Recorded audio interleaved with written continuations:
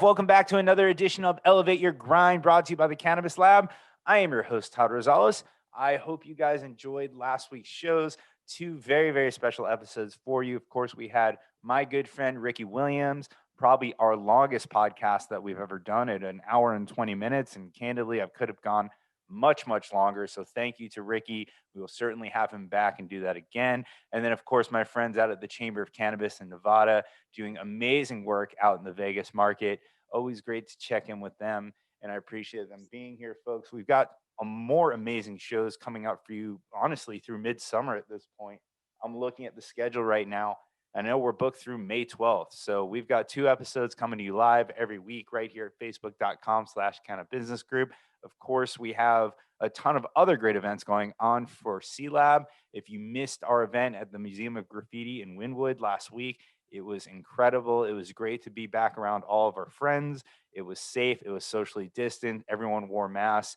And it was good to see everybody and just have a sense of normalcy. So if you want to come out, we're doing things safely, folks. Check out the website at joinclab.com, and you can see all the great events we're going to be having, mostly going to be around the Wynwood and Fort Lauderdale areas. But, just check out the calendar. And then for those of you that watch us on a national level, check in every month at joinclab.com. And of course, we will have all of the great national Zoom programming that we still do, all of our panels and everything else. So you can continue your education right here with Cannabis Lab. And of course, Elevate Your Grind twice a week. And then of course on our YouTube at youtube.com/Elevate Your Grind.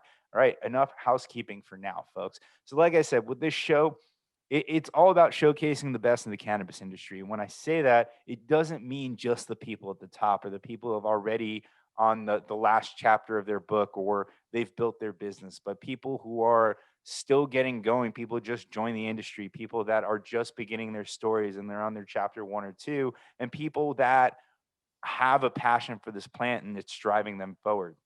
My guest today is no different. He works for one of the most well-known companies in the cannabis space. It's a company that you probably were familiar with before the market was even legalized. So please welcome today's guest, Christian Lizardi from G-Pen or Grenco Science. And actually, you're going to correct me on how you guys call yourself internally, because I know you as Grenco with the device being the G-Pen, but every time I do business with G-Pen, you seem to just go by, it's like the nickname at this point, right? So what's the official there? Well, first of all, thanks for having me. But to touch on that, essentially Grenco Science is the parent company, and we have a brand of products under that, and G-Pen would be considered one of those brand of products. Whereas Student Glass is another brand that I'm sure you're familiar with. It's our brand new Gravity hookah, and so we have a bunch of different essentially brands under the Grenco Science umbrella. And they essentially allow us to touch every niche, every corner of the market, so to speak, when it comes to providing technology and hardware for the consumer/patient. Very cool, man. And we're definitely going to touch on G-Pen and probably at some point in this interview, obviously, because you guys have a great product line and it's definitely stuff that I've been using forever. I think actually one of my first vaporizer devices was the original dry herb G-Pen pen.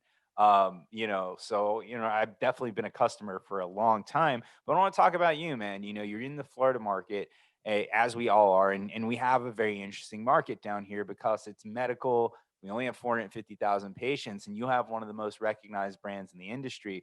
So, being from Florida and all that, just talk to me about your story. What brought you into the cannabis space? What were you doing before? Is there a story that brought you in? Was it just an opportunity? Give me a little bit of your background about why you're here.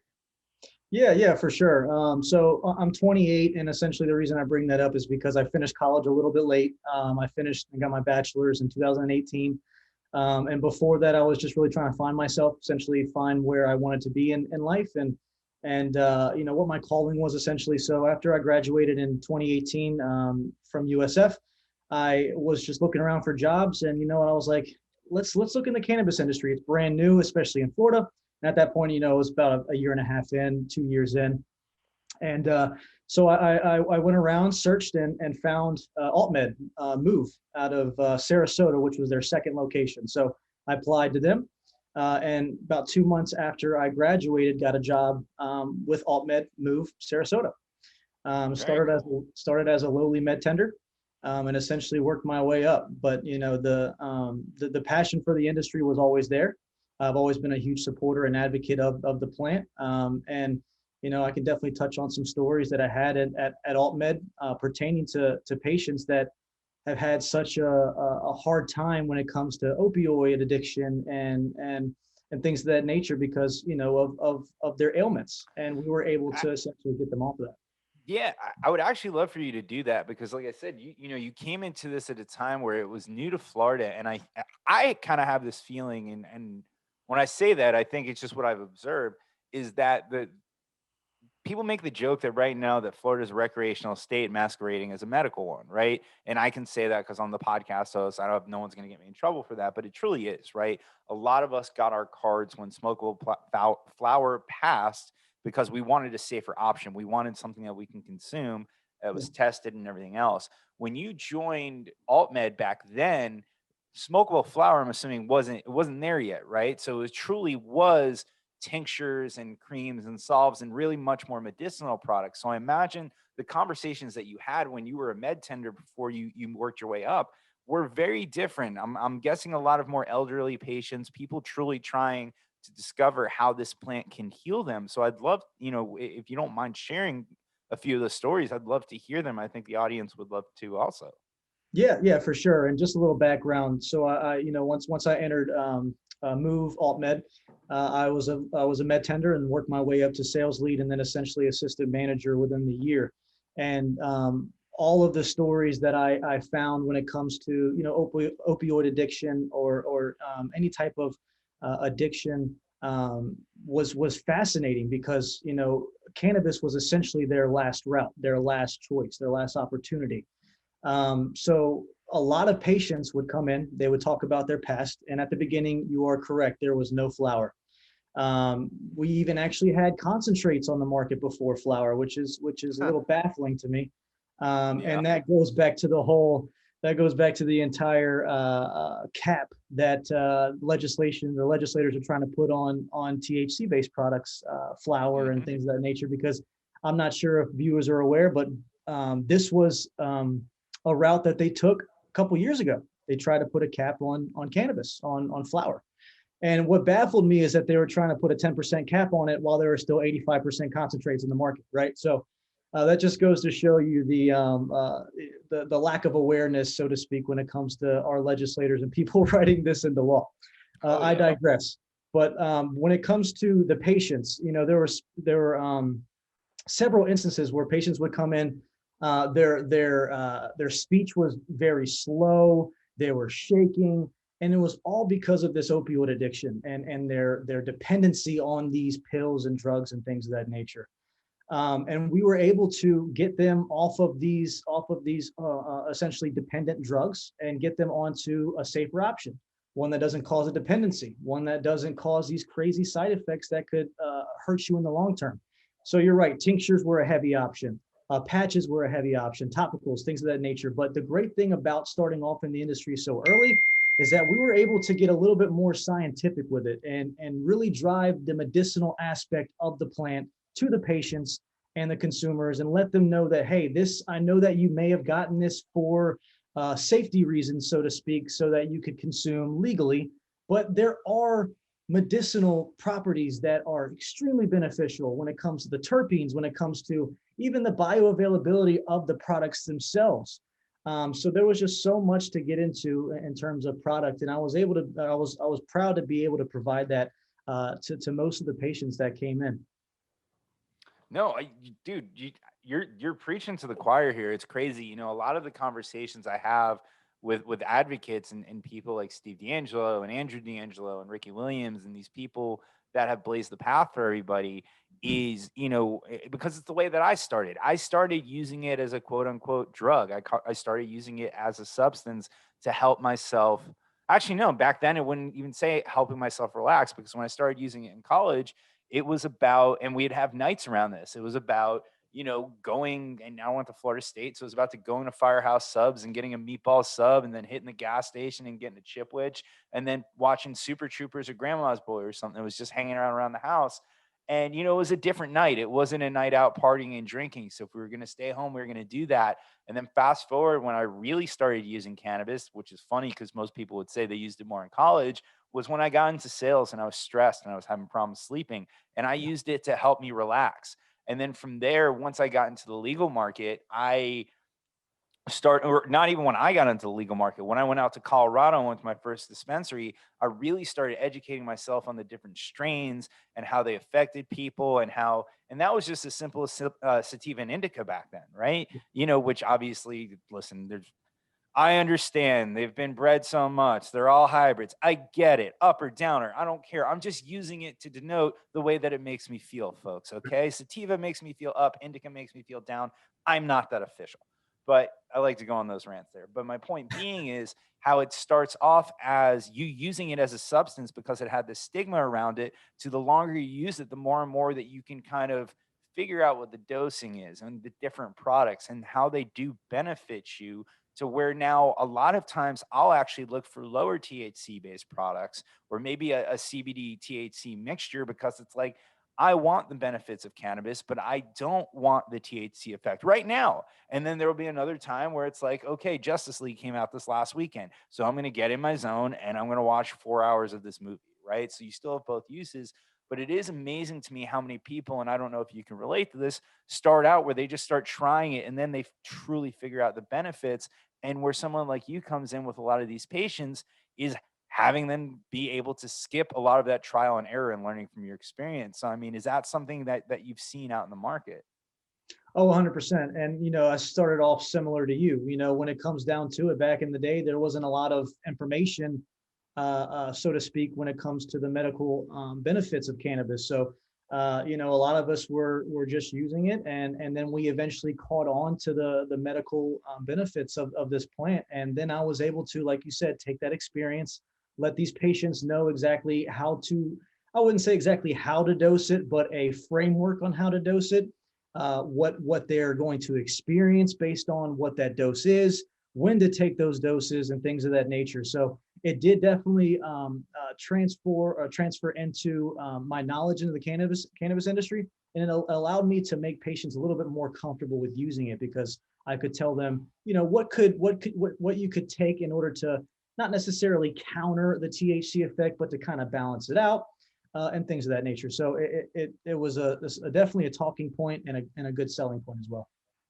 Yeah, man. And it's cool to see the progression in the industry from just purely medical to kind of now medicinally focused, but also having those recreational type products there in the form of a lot of these companies putting out quality flower and pre-rolls and pre-roll packs and things of that nature. So it's really interesting to see the industry mature. But then again, we always have these step backs like we do now. And you mentioned this just earlier with the bullshit 10% cap that's coming back, right?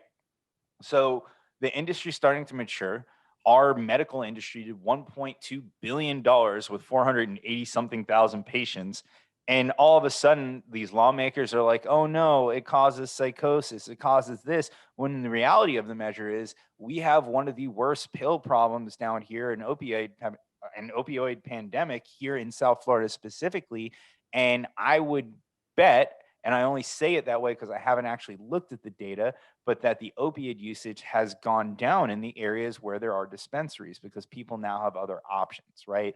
So it's, and I don't know, maybe you know a little bit more. I don't know how many you've been paying attention, but from what I understand, their argument is either A, the psychosis, or B, the doctors are lying just like they did with the opioid pandemic. And we're going to have another pandemic on our hands when easily we can look at the data across the country and it actually lowers the use of opiates. Have you been paying attention to that this much, or just the 10% cap at all? Know what's going on? Not necessarily the data in terms of the opioid crisis Hmm. diminishing, but I'm sure that's the case, obviously. But when it comes to the 10% cap and things of that nature, what I did read is that some of the legislators were even just talking about how it's a cash grab for the doctors, and it's just a way for patients to get high. I mean, how short-minded can you be to think that this industry that's helping so many people, even children, how short-minded are you going to be, and classify an entire industry either as a cash grab or people just trying to get high? I mean, that's just, it baffles me. But to their point, what we need is we need data. We need studies done. We need the FDA performing studies on this so that we can back up this data. I mean, when it comes to the opioid crisis, there's obviously double blind placebo studies done with all of these pills. Why aren't they done with cannabis? So that you can see the data in front of you and that we can have an actual educated conversation, as opposed to, yes, it's good to take product feedback from patients and things of that nature, but you never know. Patients could be lying. You know what I mean?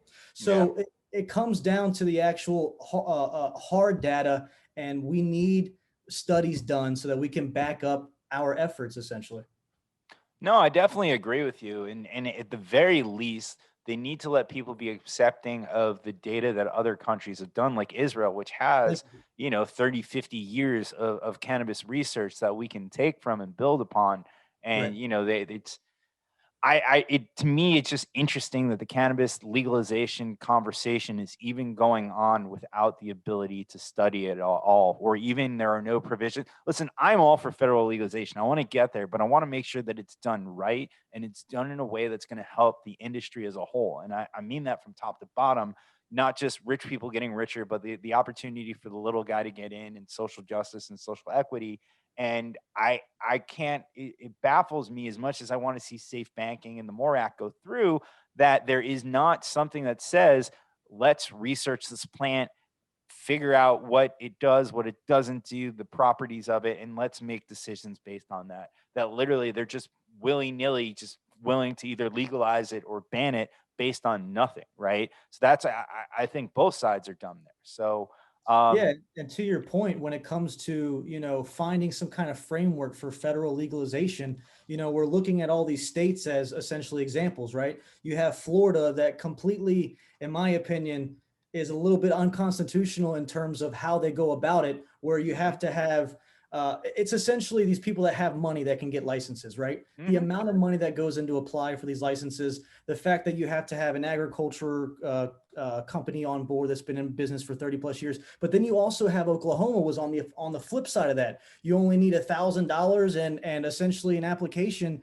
to put yourself through and get licensed. So and as you can see, there's an influx of dispensaries in Oklahoma. There's an influx of processors and growers in Oklahoma. So there's definitely extremes on both sides of the board in terms of states and how they go about it. And I feel like that's going to be our way to go ahead and test the waters, at least from a federal standpoint, and make this right. Because I don't want to pull a Florida in terms of federal regulations, and I don't want to pull an Oklahoma in terms of federal yeah. regulations. So there's got to be definitely a happy medium, to your point.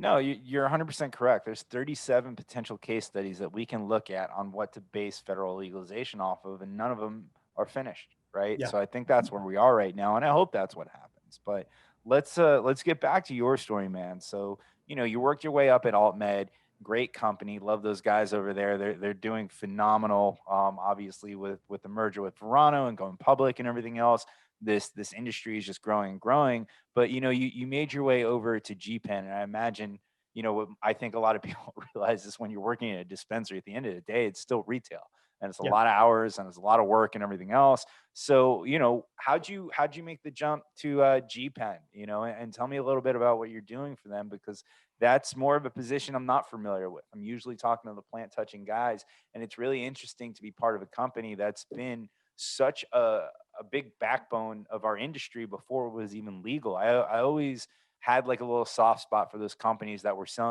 blatantly selling cannabis accessories, but it wasn't legal yet, and we all knew what we were doing with them. But so tell Tobacco me a use little bit weapons, about the right? genesis there. Yeah, the water pipes and all Yeah, that crap. all that verbiage. Yeah, no, for sure. And Go light and some tobacco in a student glass and tell me how your lungs feel. yeah, for sure. I mean, when it comes down to it, it was definitely was a retail environment, and I knew that just having a bachelor's degree and not having any cannabis experience, I would need to kind of start essentially at the bottom level, so to speak, and work my way up. So I knew that AltMed and Move would be kind of like just a pit stop for me, so to speak, just to get my Yeah. experience. I love the company; it was great, but I just didn't see myself moving forward with them in terms of their business structure and kind of what they wanted me to do. So I was in talks with G Pen, and essentially everything that the initial role and now my role that I'm currently in, everything that it had to offer was essentially what I wanted to do: a remote location, handling multiple accounts around the state, developing relationships. So I made the transition to G Pen, was a brand ambassador starting off, and essentially just ran the accounts in Florida, whether it be or helped to run the accounts, I should say, in Florida, whether it be dispensaries and or head shops, and even made some stops along the way, and had some talks with doctors and things of that nature to kind of talk to the patients at the beginning, right when they're talking about getting their med card. And from there, throughout the pandemic, obviously, as you know, business was a bit tough, but I was able to kind of open new doors every month, still keep the business rolling and get GPEN products on shelves. And that landed me the position that I'm in now, which is the head of brand development. And essentially, that is going to be encompassing all closed system offerings, which would be our Geo pods, which would be our Connect 1 gram tanks. So basically, we're just a technology company when it comes down to it, and we're non-plant touching. So we have to essentially partner with these brands, these companies, to get our hardware into their facilities and have them process the cannabis, extract the oil, blah, blah, blah, fill our hardware with it, and then get it out to dispensaries, head shops, what have you. So that's essentially the role that I'm in now. And when it comes down to it, I love it because I'm able to not only stick to my original territory of Florida, but now I'm able to expand out to multiple states, expand out to multiple countries. And it's great to have these conversations with people in Europe, have these conversations with people in Korea, and Australia. We're even in talks with people in Chile right now, Puerto Rico. So all these conversations and just being able to see what the environment is in these specific areas and how everyone's trying to follow suit when it comes to America and how we've kind of gone about the cannabis industry. So that's where I am now, and honestly, I love it. I wouldn't trade it for the world. I'm one of those people that loves relationship building. So it's literally right up my alley, and I get to sell a product that I have the utmost belief in. I'm strictly a vaporized kind of guy. I don't really like to smoke. My lungs prevent me from smoking. I actually have a condition that I can only vaporize. I can't smoke. So I've always been a vaporizer or a vaporizing guy, I should say. So having all these products at my disposal and being a true proponent of them just makes my job that much easier. Dude, that's incredible to hear because that is the truest thing right there is if you enjoy what you do, it makes work that much easier, right? And especially when you get how specific you are with the cannabis plant and especially the fact that you just vaporize it, I don't see a much better place for you to be from a professional standpoint. So, your hard work and experience certainly paid off there. I imagine you get to have some really interesting conversations with people, especially, around the systems that you're using. To me, when you look at systems like the Geo and like the Connect, like you said, the closed loop ones, and even your competitors and everything else, they make life a whole lot easier on the cannabis user. It's funny, I was talking to somebody about that, and I just kept saying, like, I don't get the same experience with cartridges. I keep trying to find, and there are some out there, some of the live resin and rosin carts and things like that. But I like smoking a joint, and I'm a joint guy through and through. I'm worried that, luckily I found cannabis before I found cigarettes, or I might have gone down the wrong path there. But, when it comes down to it, I was talking to him like, I don't get it. Like, I just want to keep smoking flower. He's like, well, at some point you don't want to smell like it, right? You don't want to smell like it. You don't want it on you. And that's going to happen with a joint every time. So, I start literally that one sentence right there, because when I smoke a joint, I smell like it for 2 hours and my wife doesn't like the smell and I'm sitting next to her and I got to change my clothes and that doesn't work. And it's like, at some point it's not worth it, whether it's her or whether I'm going into a meeting or meeting up with friends or I'm at a party and you have to step away. It doesn't work. So it's definitely turned me on a lot more to vaporizers. My plan was to go in this drawer right here and pull out a few G Pen devices that I have, but that drawer is a mess. So that's not going to work. But talk to me about what I'm going to make you probably, I don't want to say piss off your superiors because you're going to be talking about their products, but can you pick a favorite child in the G Pen lineup? Because I am actually a huge fan of the Dash. I owned a PAX 3 at one point, and I'm not saying this because you're on the line. I hated it. I did not like the PAX 3. It didn't work for me. It was probably 4 times the price of the Dash. So when I was going back to look into vaporizing, I was like, maybe I should try the packs again. I saw the Dash. I actually reached out to a friend, someone I follow on Instagram, Chance Dunbar, because he was using it, and I'm like, hey man, what do you think? He's like, it's great. I went online and bought it right then and there. And I got to say, it's definitely one of my favorite products. But for you, as someone who's more of a vape guy, what do you like? Well, what should people be trying? Well, first off, thanks for your support, bro. And Chance, you talking about Chance from One Plant? Yeah, Chance from One Yeah. Plant. Shout out Chance from One Plant. We actually met a couple months ago, or actually the Nice. beginning of 2020. So shout out to him. But yes, when it comes down to my favorite products, I actually have two because I do use concentrates and I do use dry herb. If I had to pick a favorite, because I use dry herb more so, it would be the Dash. That is my go-to for anything. Not only is it very discreet, but on top of that, I can only put, maybe about a chillum's worth of flour in there, and then I can use it for 2 or 3 solid sessions, and those sessions are 5 minutes long. So I can sit there and vape on for 10 minutes, point 0.2 of a gram, as opposed to maybe putting 0.5 in a bowl or something and just using that right then and there. So that's definitely my go-to, not only for the discretion, but for the ease of use. And then when it comes to concentrates, it's definitely the Rome, which Rob, I believe, tried out.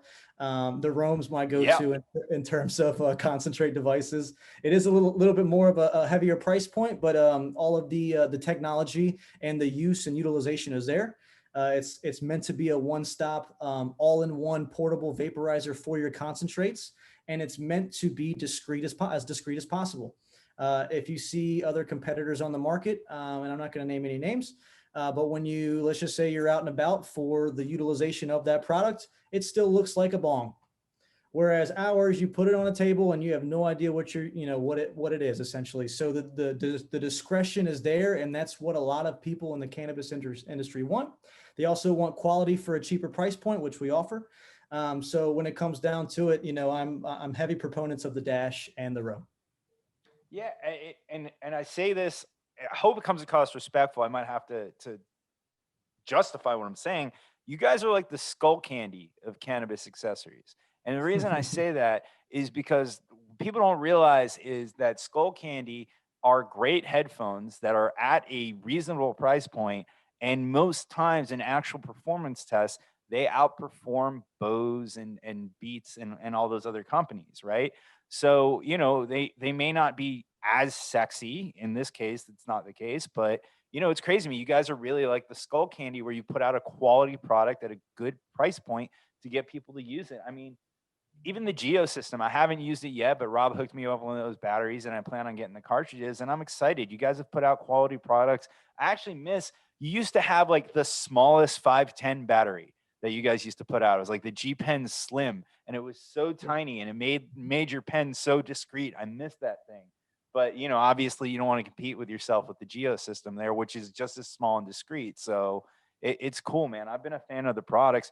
Talk to me about the Connect. So I've told you I work with G Pen in my day job, and a lot of your fill partners are pushing hard on that Connect. And then of course you see the Instagram videos with the student glass using the Connect and all the different rigs that it can go on. So to me, this really feels like it's adding a gigantic level of convenience to the cannabis space because folks, and I'll probably lose 100 followers by saying this. I did my first dab about 2 or 3 weeks ago. I've been using cannabis for a while and it was great. But I can tell you, as someone who is a joint smoker, I don't know if I'm going through that much trouble again to do it. So talk to me about the Connect because I feel like it takes a lot of the legwork out of everything. Yeah, it does, and that's the main use and selling point of it is the convenience. Essentially, what we did is we made a product that can connect to any type of water pipe out there, whether it be a 10, 14, 18 millimeter, male or female. So it will be able to fit in those. And then on top of that, we're offering the Connect 1 gram tank offerings across the nation. We're essentially trying to push that as hard as we can so that we not only have a Connect that you can load your own concentrate in, but then you can go to a dispensary and buy a pre-filled 1 gram tank and just boop, slide it right on and you're good to go. You got a 1 gram worth of concentrate already loaded in. So we're very bullish on the Connect and the progress, I should say, of it. it's one of those proprietary systems that when you see the price point, you're like, but then when you try it, it's one of those products you can't put down. And honestly, when it comes down to it, I'm not a concentrate user myself. I wasn't before G-Pen, but when I got on board, they had me try the Connect, they had me try the Roam, and then thereafter it was just, I'm a concentrate guy and a dry herb guy through and through now. So and I'll show you it actually, if everyone wants to take a look. It comes in this neat hemp carrying case. So your Connect, you can take on the go with you. And you can also store your concentrate in this little portion right here. And as you can see, it comes with the housing, the battery, and then there's your Connect portion that connects to either your 10 millimeter, 14, 18, or male or female adapter piece. So, and then as you alluded to, you can also hook it up with the student glass. It works very well with the student glass. It would work with this 14 millimeter male that comes stock. And we're very bullish about that too, because it's not only the highest in demand product pertaining to the student glass, but we're now coupling it with our Connect, and people are going crazy about it. Dude, that sounds crazy. So I mean, I love that. I definitely I think I'm gonna end up getting a Connect and trying that out because it just looks like it's a lot easier to use and it opens up a whole new category of products for me. But I look at the student glass, and to me, this is a modern way to do the things that I was doing in college. So in college, I talked to Ricky Williams about this. We called it a waterfall, but because it wasn't a gravity bong where you would slice off the bottom and put it into a water tank and push down, you would we would melt the top, we'd put a socket in it, that would be your bowl, and then you would cut a little hole at the bottom and you would fill it up with water, and then you would light it and you'd let the water out, and then you would inhale the entire bottle. And that, I don't know if waterfall is the official title for that, but I love that in college. And I remember after college, I actually made one and kept it under my sink in my kitchen as a pseudo adult, just because when I'd have certain friends come over, I'd be like, dude, remember when we did this? You want to do one real quick? So I look at the student glass and I'm just having PTSD because I'm like, I don't know if I can clear that thing anymore, but I got to imagine that this is a very, very popular device right now. Oh, it is easily our most popular device. It's so hard to keep up with demand right now. It's insane. I mean, as you see, the initial prototype was given to Seth Rogen years ago. That went nuts. Once we purchased Student Glass outright and they became part of our family of products, we started getting obviously Burner to try it, Be Real to try it, Wiz Khalifa's even tried it. And posted on his Instagram. So, naturally, those products were flying off the shelves after that. And we even have collab devices with Cookies, which is Burner's brand, and Dr. Green Thumbs, which is Be Real's brand. So we have collab devices on that student. But yeah, to your point, it's one of those nostalgic pieces, so to speak, but it is a modern way of going about it.